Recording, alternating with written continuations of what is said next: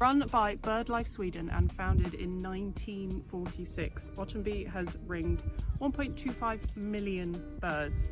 The information is used consistently in scientific studies, 334 of which can be found on their website. They are a non-profit organisation and they understand long-term population changes of migratory birds through ringing, and they can also understand survival rate and dispersal, and it is essential to their conservation.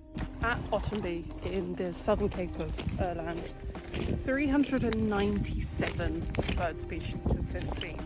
You can do guided tours where they do ring marking guidance, and there's a lighthouse and an old bird museum.